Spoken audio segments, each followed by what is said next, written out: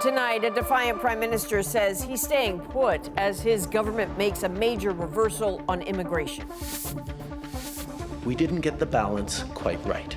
Today's immigration flip-flop is a massive admission of failure by Justin Trudeau. Why fewer people will be allowed into Canada. Plus, just hours after Trudeau's MPs told him to leave. Are you planning on staying as Prime Minister past October 28th? Yes. At Issue is standing by. A Métis man's horrifying discovery after waking up in hospital. Why? Why did they do that to me? What on earth would provoke somebody to cut someone's hair when you're operating on his hip? And Canadian cars stolen in seconds, but in the UK, some of those same vehicles are harder to steal.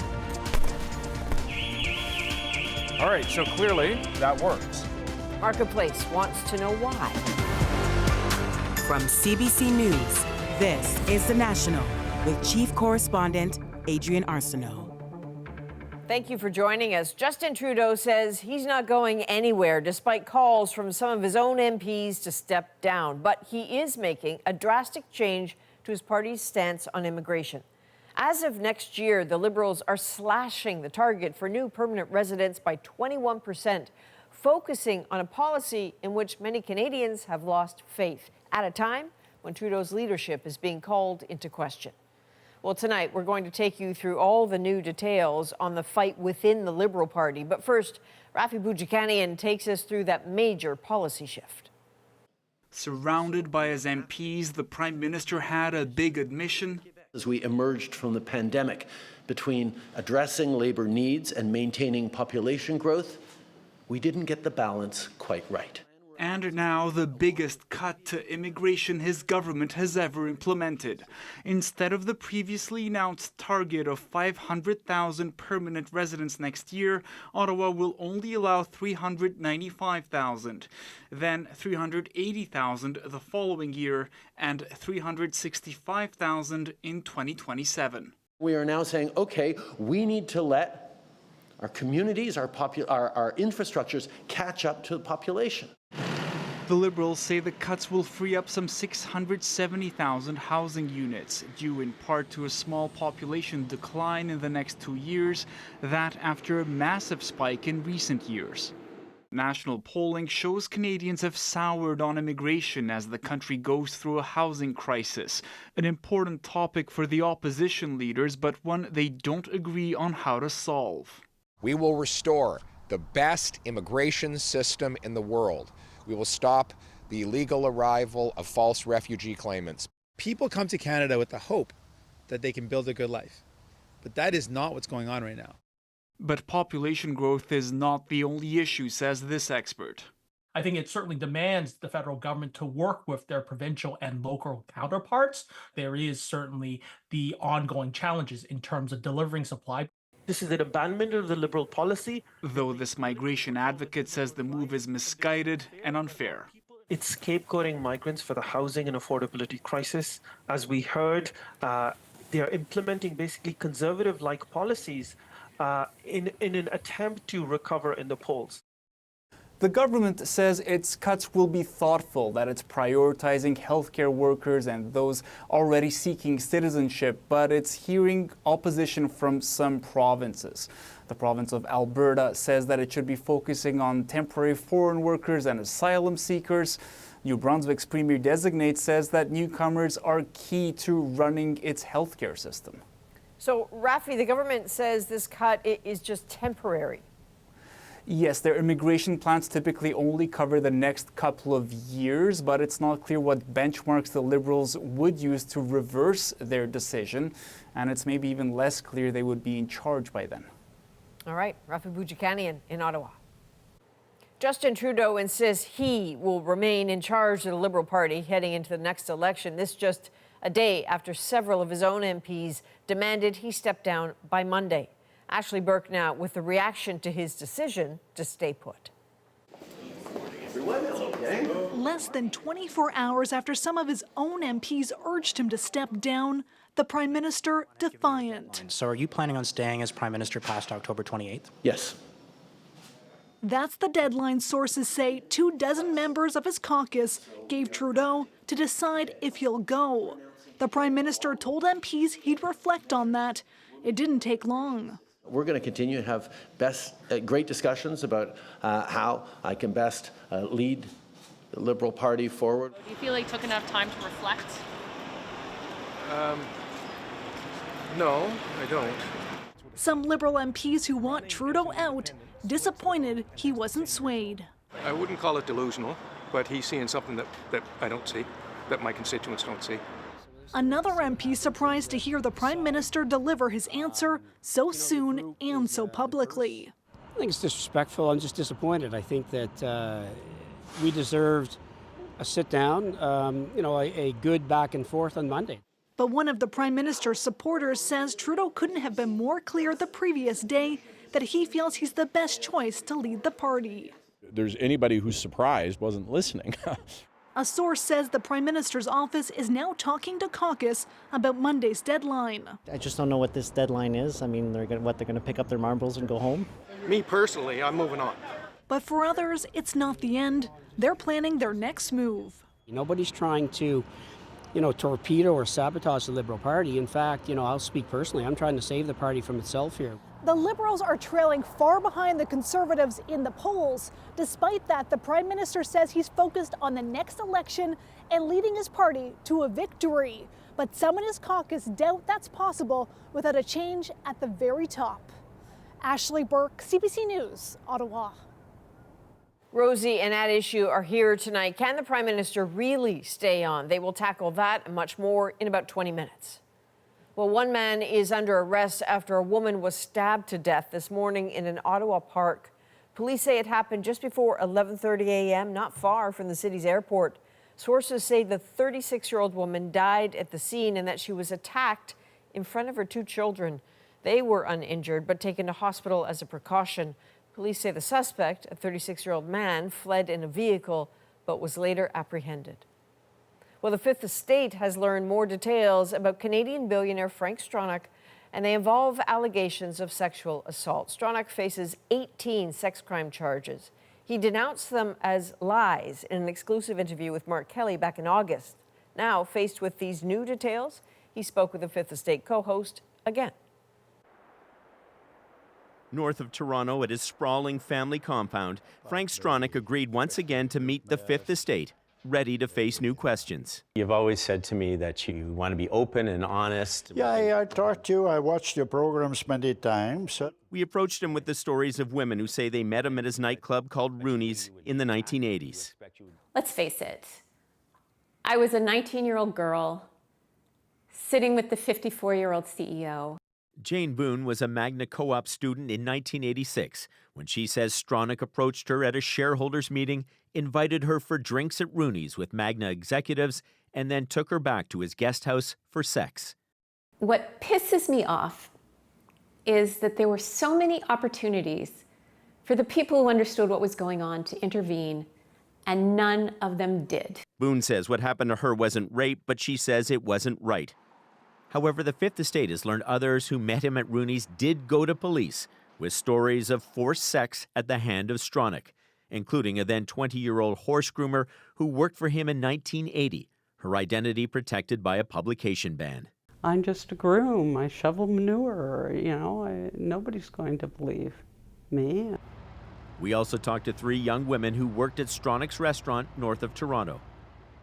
In a way, I was uncomfortable every single time I ever had an interaction with him. The former employee, who wanted her identity protected, then told us about an incident that happened this year involving Stronach and one of her female colleagues in his car. He tried to force her to perform fellatio on him. He tried to force his hands down her pants in the car as well, but the doors were locked. She couldn't get away. We had heard a disturbing story, and I want to get your reaction to it, that you had gone into a car and you had made unwanted sexual advances to this woman. I would say it's the other way around, okay? That will come up, and I got a very clear explanation, Very clear. So what's the explanation? The truth will come out, Okay? The truth will come out. Frank Stronach has remained steadfast in his denial. He says these women are either lying, they're in it for money, or they're just trying to ruin his reputation. So, Mark, we've seen the charges go from 5 to 18 in less than 4 months. Any sense of whether more are coming? Yeah, well, that's the money question. Let's put this in perspective. The charges range from 1977 to 2024. Huge period of time. One of the women we spoke to said it's time for the silence to shatter. So I can tell you this, the Fifth Estate investigation remains open. The police investigators who are looking at this case say their investigation remains open. Okay. Mark Kelly, thank you. Thank you.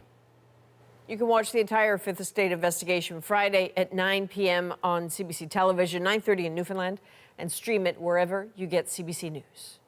We're learning more tonight about a 19-year-old woman found dead inside a walk-in bakery oven at the Walmart where she worked in Halifax. According to the Maritime Sikh Society, Gorsimran Kaur was originally from India and came to Canada more than 2 years ago with her mother. A GoFundMe by that society adds her mom, who also worked at Walmart, was the one who discovered her body. Halifax police say they're still trying to determine precisely what happened and how Kaur died, calling this a complex and lengthy investigation. Well, a Métis man is demanding answers tonight after he went to hospital with a broken hip, only to have someone cut off his braid without permission while he was unconscious. As Alexander Silberman explains, the hunt is on now for who did it and why. It's going to haunt me. Reuben St. Charles is still in shock when he looks in the mirror. I had a long ponytail up to here. His long braid gone, cut off without consent at a Saskatoon hospital while he was being treated for a fractured hip. I was in enough pain as it is. When the Métis elder got into an ambulance in late August after a fall, he passed out from the pain.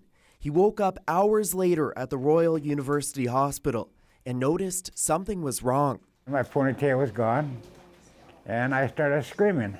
The 73-year-old had been growing his hair out for 30 years for cultural reasons. He had planned to one day pass it on to his sister after his death. He says he swore and yelled after realizing his ponytail had been cut. After he started asking questions, he says nurses behind a curtain laughed at him. St. Charles received an apology letter from hospital officials. It says, in part, "We acknowledge this incident caused a profound impact on you, and we are taking immediate steps to fully understand what occurred." But St. Charles says he wants an apology and an explanation directly from the person responsible. Why? Why did they do that to me? What on earth would provoke somebody to cut someone's hair when you're operating on his hip? This patient advocate says the incident showed a lack of respect. For Indigenous people, our hair is more than just a body part. It signifies so much to us. Forcibly cutting hair is one way residential schools stripped away Indigenous identities.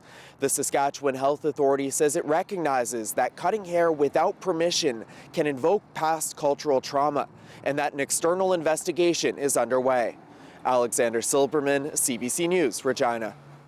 In the United States, Elon Musk is under scrutiny for his involvement in the presidential election. Authorities have reportedly sent him a letter warning he may be breaking the law. Katie Simpson explains why. Tech billionaire Elon Musk is known for pushing boundaries. His latest venture, a $1 million lottery in election battleground states, is gaining popularity, but may also be illegal. The U.S. Department of Justice reportedly sending Musk a warning this unusual contest may violate federal law. The reason that that's potentially illegal here is because there's a federal law that prohibits paying someone to vote or to register to vote. The lottery is only open to registered voters, and they must live in a swing state. To enter, the voter must sign a petition supporting free speech and gun rights. Every day from now until the election, we're giving out $1 million prize. But no winner was announced the day of the warning. This law professor says even though voters are not being paid directly, it's murky. I think in this case, it's pretty clear what the intent is.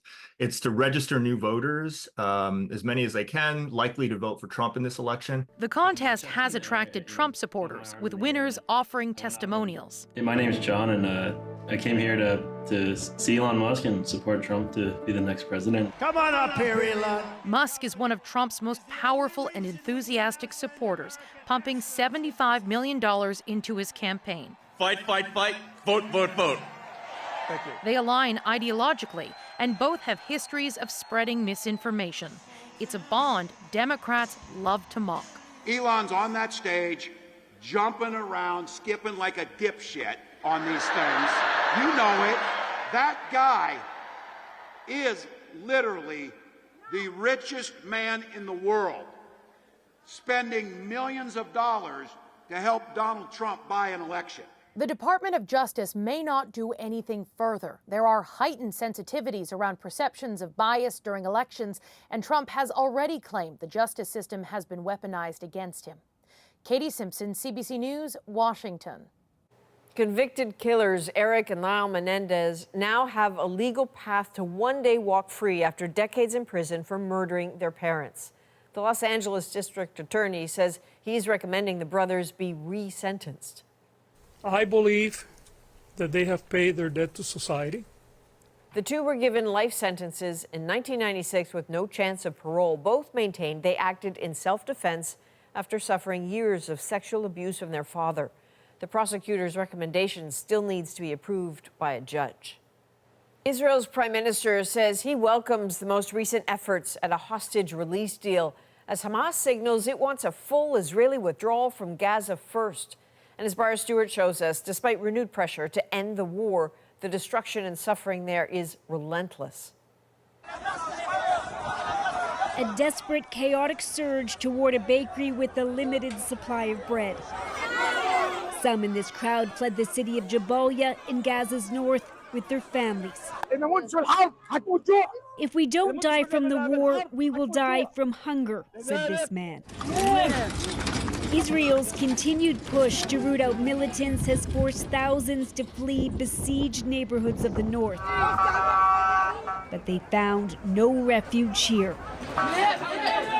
Local medics say this school-turned shelter was hit by an Israeli airstrike, killing at least 17.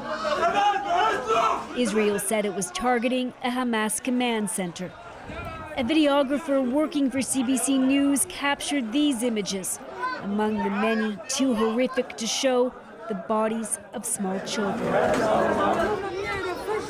They dropped a bomb in 2 classrooms, said this woman. There was hope that Israel's killing of Hamas's leader in Gaza last week would usher in a ceasefire, but there appears to be little progress. We haven't yet really determined whether Hamas is prepared to engage, but the next step is getting the negotiators together. There are reports that the U.S. is trying to get both sides to agree to a short-term truce. We need to finish it. People need to start living again. Ayala Metzger's father-in-law, Yoram, was taken hostage from his kibbutz and killed in Gaza. Metzger wants her country to agree to a ceasefire for the sake of the rest of the hostages and Palestinians. There are more people in Israel that want to stop and start to think about maybe peace. Israeli officials are expected to visit Qatar in the coming days to restart talks around Gaza. As for Israel's offensive against Hezbollah in Lebanon, the U.S. Secretary of State says he's urged Israeli officials to not let it evolve into a protracted war. Briar Stewart, CBC News, Jerusalem. There are calls for car makers to do more to stave off thefts. They are selling vehicles that are insecure.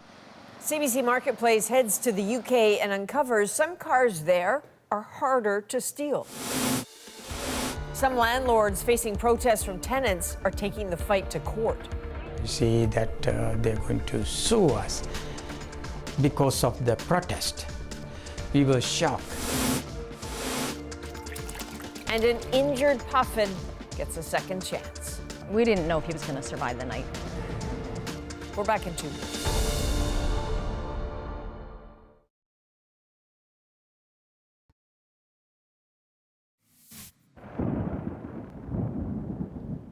Well, drivers in the United Arab Emirates just had to pull over to watch this. A towering tornado-like dust storm Flashes of lightning could also be seen striking the ground. No details on any injuries or damage. Well, as Canada grapples with an auto theft crisis, CBC's Marketplace team has uncovered that the same models most often stolen here are harder to steal in the UK. Why? Well, as David Common explains, manufacturers are protecting those vehicles more. Even as police takedowns surge, the auto theft problem in Canada persists. It's become so lucrative for organized crime, cops tell us they can barely keep up. And when experts gather, they are unified in who needs to be the solution. This problem started with the automakers. They are selling vehicles that are insecure. The vehicle still has to be harder to steal in the first place. Make sure it's more fortified, it's more protected. Well, Marketplace found that cars are more protected in the UK, and this is the reason why. An insurance industry-funded center that scores vehicles on their security features, giving insurers an idea of risk and automakers an incentive to strengthen their cars. That gives the manufacturer the opportunity to attain to try and be the best in class. Steve Launchbury is the principal engineer at Thatcham. All right, so clearly that works. They test vehicles too against intrusion, even if a tow truck tries to steal the car. If your car is attacked by a criminal, then it should put up some sort of resilience against that. Coming next in Britain is a criteria for what's known as personalization. Experts call it an incredibly effective deterrent against theft. So essentially, it's a pin to drive, so you need to enter a set of digits. Just like going to the bank machine. The password could be numerical or something quite different, like activating switches in a personalized order, things like the turn signal before the car will start. There we go. And here's the thing. All this could come to Canadian cars. The feds could force automakers to improve their auto theft features. So, when will Canada's anti-theft standards be updated? Marketplace asked the Transport Minister. We will put something on the table in 2025. Standards that can't come soon enough, with thieves able to spot and steal cars now, often in under a minute. David Common, CBC News, Toronto.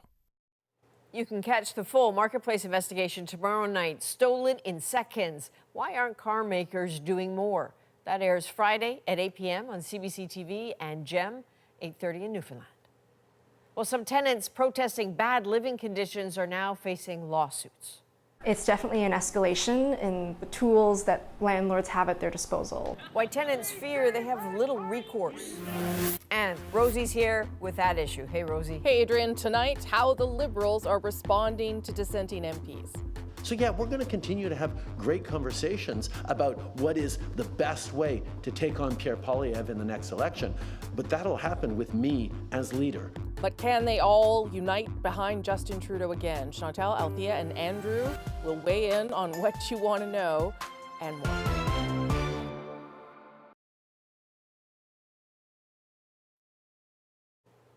Tenants are speaking out tonight over what they say is a tactic from landlords to silence them. As Zach Dubinsky shows us, some renters who publicly protest against their landlords have found themselves sued for defamation. Signs of conflict. Tenants against landlords protesting rent hikes, rent evictions, and poor living conditions. Now, some landlords are firing back in a new way. We see that they're going to sue us because of the protest. We were shocked. 70-year-old Mohammed Nizam lives in Toronto. No more harassment! No more harassment! He and his neighbors resorted to protesting at their landlord's cheese-making business last year after they say their concerns were ignored. We use all these blankets. They say their apartment building had constant heating issues, and many tenants kept getting eviction notices. 2 months later, they were hit with a lawsuit. The landlord, Anne DeMello, seeking $200,000 in damages, said the protesters hurt her and her business's reputations and harassed her. Documents filed in court outline her concerns. DeMello claims the protesters disrupted a milk delivery and that flyers they handed out were libelous and intended to cause harm. Nizam says she's just trying to shut them up. We didn't harm anybody, we didn't damage their business.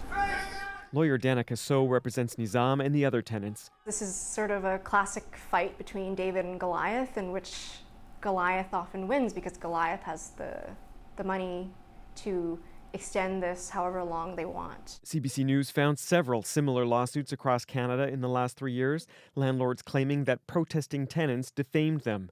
Experts say the lawsuits show the housing crisis isn't just about economics. It's more than a mismatch between supply and demand. What we have here is a conflict between two groups. Nizam says he has no intention of giving up. It is too sad why landlord is doing this, but we are not going to be silent. We will fight for our rights. CBC News reached out to Nizam's landlord. In a statement, Anne DeMello said numerous efforts have been made to work with the tenants, but they still resort to divisive tactics. The case will be in court next week. Zach Dubinsky, CBC News, Toronto. Now let's break down the week in politics. Rosie's here with that issue. At issue tonight, Trudeau's leadership. The Prime Minister confronted in caucus this week by a group of MPs calling on him to step down. But less than 24 hours later, he says he's not going anywhere. We're going to continue to have great conversations about what is the best way to take on Pierre Poilievre in the next election, but that'll happen with me as leader. Some dissenting MPs say it's too soon for him to respond. Kind of given a date of October 28th to come back to the group with an answer, and that's a pretty quick response. I think he needs more reflection. Can the Prime Minister stay? What more should we expect from caucus, from some of those dissenters? I'm Rosemary Barton here to break it down. Chantal Hébert, Andrew Coyne, and Althea Raj. Another Thursday where I was very anxious to hear from all of you about where we're at. Chantal, let's start with you. Do you think that this is over for Justin Trudeau, that he can stay in his job? Well, unless the group that has apparently signed a letter whose signature they will not even show the Prime Minister has some way forward, then that's really not clear. I think that if they wanted to know if Justin Trudeau was open to the possibility of not leading the party in the next election, they got their answer in form and in substance. And why do I say in form? Because I think it was clear from Trudeau and the PMO's actions over the past 24 hours that no one was interested in letting the impression that the Prime Minister was maybe pondering leaving take hold. Hence, he shows up for that news conference on immigration, where he will undoubtedly be asked, and says, I'm not going anywhere. That's not a surprise, but I think the fact that he would not give it the weekend was meant to send the signal, I'm not going anywhere, and I'm not going to give the impression that I'm even rethinking my decision to leave the party. So when he said, because when he was at caucus, he said, I'm going to stay in the job, but I'll also think about what you said. Presumably that might upset people a little bit, Andrew, that he only took 18 hours to think about what they said, or maybe he'll still think about it, but he's still not giving up his job. I think he took 18 minutes, probably. Look, the people behind this don't seem terribly well organized, don't seem terribly confident. They certainly seem very fearful of the way they've gone about this, of, everybody tiptoeing about not revealing their names and using secret passwords and what have you. So the Prime Minister certainly either is confident of his position or wants to look confident of his position. The only thing I would say is I don't think anything's been resolved by this. I don't think the people who are determined to see him go are likely to change their opinion. I don't think him staring them down at caucus is going to make him more popular with the public anytime soon. And I'm struck by one thing, which is why exactly are the people around the Prime Minister so hesitant to have a secret ballot of the caucus? If they are quite sure that the caucus is with him, wouldn't that settle this once and for all? And so that's the only thing that gives me pause, even within the caucus, is it may be more a matter of people not wanting to stick their necks out than any actual broad-based support for the Prime Minister. The other thing I would mention is that that petition, for what it's worth, the code red from people in the party, membership at large, may or may not be an ominous sign. We'll see. But this thing could spread out of caucus. If you start seeing riding executives speaking up, then things could get uglier for the Prime Minister because he can't corral them quite as easily as he can the caucus. But I don't know whether that's the case or not. Yeah, when we asked the person behind that petition about it, I mean, 10 names was sort of suggested to us, so I don't know that it's picked up any steam. Althea, do you think that the dissenters here are just going to leave this alone when Monday rolls around? Some will, some will not. I'm not sure. I do kind of feel like this week was like their one chance to get their main point across. And some of the people who came to the microphone asked for things that are to happen later, like a secret ballot vote that was not, the suggestion was not to have that on Wednesday, but to have that in the future. I'm not sure that if there was a secret ballot vote, the Prime Minister would be able to win a decisive majority. But I think it would basically be like half and half. That being said, when Aaron O'Toole had a secret ballot vote, he was very confident that he was going to win because he had verbal support from people, and 30 MPs at least stabbed him in the back and voted against him in that secret ballot. So that can go any way, and I think that's why the Prime Minister's office is not completely confident that he could win, and that's why they, were kind of like lining up people to talk against it if that came to fruition. I think a lot of people are just discouraged, and there's another group, though, that feels like it's too late. Even if he walks away, it's too late to introduce a new leader, to have a campaign that would be winnable, and so why not just let him wear it? Yeah, I mean, that is sort of where we're at, whereas if he's going to stay, then he's going to have to wear whatever happens in the election. Has it damaged him further, though, Chantal? I guess that's the question, too. Well, it can't help when the party that is the government looks divided and when it's consumed by these kinds of discussions about its own leadership. It's hard to tell Canadians to continue to have confidence in Justin Trudeau when his own MPs are going around in circles about, if only he would leave. I want to go back for a second to that petition. Yeah. It is much like the MP's letter in the sense that whoever is running it is saying that they will not show the names of those who signed it except to the party president in some other instance. So I'm not so sure what these secret bonding sessions with signatures are meant to accomplish. Is this a new ritual? But if you really want to take down your leader, you don't do it in slow motion like we watched all week and like we will be watching. And I say that. I don't know about that. I mean, the Paul Martin, John Chrétien thing happened in pretty slow motion. But that was a completely different setup. Sure, and they did have someone that they wanted to put in Jean Chrétien's place. Yeah. But it happened slowly. I think it could be the roots of something. I think there's a few things. First of all, the Prime Minister is going to say he's going to stay until the moment he announces he's going to go. So I think we need to park that aside. The way he said it was very dismissive of what had happened on Wednesday, and I think that's what ruffled a lot of feathers. I think the answer about why he's staying hasn't been answered to the public, and it certainly hasn't been answered to MPs, even in that caucus session. At what point do you look at the polls and say, okay, I'm not the right person to lead you, clearly. I will step aside. Somebody else can at least do better than me. That's the answer that MPs want, at least some MPs want. That question hasn't been answered. The other thing that's important to remember in this context is there is no mechanism in Justin Trudeau's Liberal Party to actually get rid of him. There's no mechanism, but if 24 MPs stood in front of a TV camera and said, this guy's got to go, I'm guessing that would pretty much set it in motion. Or he says those guys need to go.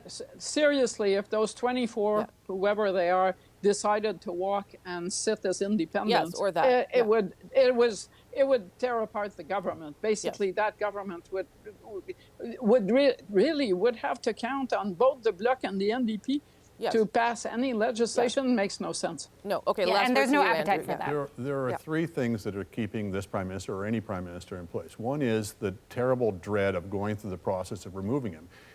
ultimately, you could find some way to push him out, even though there's no mechanism prescribed, but it would be a war without rules, without benchmarks, without standards. Nobody knows what would be the end of it. That's what the Reform Act really did, was spell out the rules so you make it more certain and more swift. Secondly, even if you could do that, then you have to go through some elephantine process to elect a new leader at vast expense, vast divisions within the party, et cetera. And thirdly, each one of these MPs is absolutely terrified to stick their necks up because the powers of the leader, Prime Minister in particular, but party leaders in general, are so severe. Watching all these MPs running around absolutely terrified of the consequences of this is demeaning. These are the people that we elect to represent us in Parliament, and they're behaving like, the backstairs servants in some Transylvanian count's palace, terrified of the consequences if they say boo to them. Okay. And that's what really needs to be corrected here. I appreciate that nod to Halloween. It was totally unintentional, but I appreciate it. I gotta leave it there. When we come back, we'll look at the government's change to Canada's immigration policy. Today's immigration flip-flop is a massive admission of failure by Justin Trudeau. What's to be made of these changes? Is it as big a reversal as the opposition says? That's next. At issue, immigration shift. The Liberal government is making major changes to immigration in order to stabilize population growth and address the housing crisis. Immigration is vital to our future. And as a federal government, we have to make sure that that pride, that faith in immigration is not undermined. Polls have shown Canadians are increasingly concerned about immigration, and the opposition leader says the changes are coming too late. Trudeau has suddenly admitted that radical, uncontrolled immigration and policies related to it are partly to blame for joblessness, housing, and healthcare crises. So how big a reversal is this for the government? Let's bring everybody back. Chantal, Andrew, and Althea. Althea, I'm going to start with you on this one. This is a big shift that the government tried to explain today. What did you make of how they were justifying the changes? Well, they were not very transparent in the sense that they didn't say the real reason they're doing this is because this has become a political handicap for them. It is a political response to a political problem. About 2 years ago, I asked at the time the housing minister, or the immigration minister, now the housing minister, Sean Fraser, about this, and he was very dismissive. And frankly, the Conservatives at the time were very dismissive either because no one was tying immigration to housing yet. But then as people's insecurities have become obvious with affordability crisis, with housing, trying to get health care. These are not problems that really at its root are caused by the number of new immigrants we have seen. It's just that they have become a target for a lot of the insecurities that people feel. And that's why that's the response that we're seeing. And none of this is going to address any of the asylum crisis that we might see, because that requires a much more appropriate response from the government and governments, provincial and municipal. And that's not part of today's numbers. Yeah. Andrew, what did you make of it? Was it the right thing to do, the smart thing to do, either from a policy or a political perspective? No, not as far as they went. I think it's a vast overcorrection. There's no doubt there were problems in both the temporary foreign workers and the visiting students programs. They seem to be more or less out of control. They're design problems in themselves in that they open people up to exploitation and being taken advantage of. I think tightening up those programs was certainly recommended, but where this sudden 25% decrease in the permanent resident program comes from, I'm not sure, except as Althea says, it's a political reaction to a political problem. That's troubling both from a policy perspective. We have an aging population. We have runaway healthcare costs. We are going to have a relatively smaller and smaller number of workers relative to our retiree population in the future. So we need every spare person hour of work we can find, whether it's from immigrants or from people working later in life or working more hours in the week. So it goes against that. And I think for no particularly good reason. The problems we have in our housing system, in our job market, in our healthcare, have to do with the design of labor markets, the design of capital markets, the design of our healthcare system, problems that have way predate any recent surge in immigration. Population pressures have exacerbated that perhaps, but they've also pointed us towards actually fixing these programs in ways that we haven't been prepared to do for 30 years. So there's policy questions. And then in the political side of things, to me, it just signals weakness and desperation. It basically says that this government can be rolled on this to such an extent. What can't they be rolled on? And if I were the opposition, I'd be smelling blood on this. Chantal? So what can they not be rolled on? I think it was about this time last year that we were discussing the sudden discovery that carbon pricing shouldn't apply to home heating oil, which was another brand policy of the Liberals that suddenly was being tweaked for no reason other than the impression that politically it would be the smarter move. Of course, what happened there is if you're really going to not want carbon pricing on your heating bill, you might want to vote for the guy who will take it off entirely, which is exactly what happened. So I think up to almost a year ago, and I'm going to talk about the politics of this, I think you can argue the policy on both sides, i.e. if your healthcare system is under pressure and your housing system is under pressure and you keep adding more people who suddenly find that they can't get those services or that housing, you're compounding the problem. But from the political point of view, I think this signals the end of a long period where the Liberals believed that they were going to trap the Conservatives under Pierre Poilievre into being the anti-immigration party. Yeah. And they were going to stand on their soapbox and say, see, we are the immigration open party, and they're trying to close the doors because they are the people that they are and they don't have the values that we have. Well, lo and behold, a majority of Canadians outside Quebec now feel that there are too many immigrants. So what do the Liberals do? Now they have tried to erase the difference between the Conservatives and the Liberals on immigration, because I believe that Pierre Poilievre's reaction today speaks loudly to the fact that he would probably do the same thing, not more of it, but not less of it. Yeah. So basically he said, they've wrecked the system, let's have an election. They may have hoped to neutralize the issue. Me, personally, I believe that an election that is run on the theme of immigration is a dangerous exercise. So on that basis, I'm not unhappy. Yeah, and I think Andrew, and then quickly I'll. And I think we should say I've had my criticisms of Pierre Poilievre, and oftentimes he's inclined to, amp up the heat and the intensity on issues. I think he has been, dare I say, statesmanlike on this issue. He has not tried to demagogue it. He has not, amped up the hysteria. If anything, he has followed the public mood on this rather than tried to drag it along with him. And we've often heard that there's going to be a terrible backlash, and immigration would be this terrible hot button issue in our politics, and so far that really hasn't happened. Althea, last word to you. I would say, to Andrew's point, yet.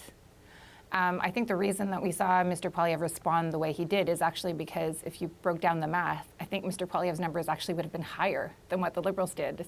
So they we're going to have negative population growth for the next 2 years. That's pretty surprising, and I don't think anybody expected that, certainly not the Conservatives. I do think, however, that there is a strong group of people within his own caucus and Conservatives writ large across the country who actually have a very negative view of immigration and immigrants and believe that we're spending too much on newcomers and we should be spending more on the Canadians that are already here. And when you hear that a lot from caucus members, I also think there's an undercurrent of racism.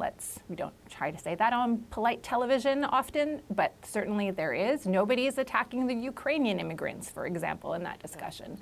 Yeah. And so I'm not convinced that this is still not going to be an election issue, and it might still turn pretty ugly. Thank you all. I appreciate you weighing in on that one too. Good to see you, as always. With that, I'll throw things back to Adrian in Toronto. Thanks, Rosie. Next, an injured bird gets a second chance.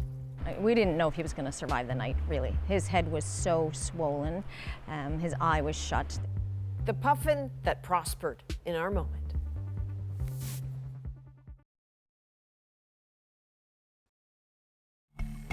You're looking at a puffin, affectionately named Uno by a wildlife rescuer who cared for the bird after it suffered a pretty bad head injury. So poor Uno lost vision in one eye, but with the help of rescuers and a plane ticket to Montreal, this puffin has its sights set on recovery, and tonight, that is our moment.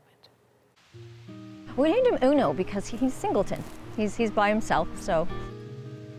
A guy picked him up at the mobile school here. Quite likely he got blown in or flew in, attracted to the lights, and probably hit the concrete wall. We didn't know if he was going to survive the night, really. His head was so swollen, his eye was shut. He had a high trauma, making him blind on one side. His chance of survival was pretty low because of this injury, and was decided to be sent to the biodome to just give the bird a second chance and a new home. The biodome took a Puffin for us maybe 4 years ago. They have different areas set up. They have 5 different ecosystems set up within the biodome, and one of them is ox, where the puffins fit in. So they do a lot of research, a lot of conservation, that sort of things. Our goal is to get that individual back where they belong. And if we can't, this is definitely the best second option that we could have hoped for. So firstly, how lucky are we to have birds like this in this country and people like that helping them? But also, Uno's very young, but still has time because puffins mate for life at around 4 or 5, so a little time to heal and become duo, maybe. From all of us at The National, thank you for being with us. You can watch anywhere, anytime on the free CBC News app and subscribe to The National's YouTube channel. I'm Adrienne Arsenault. Take care.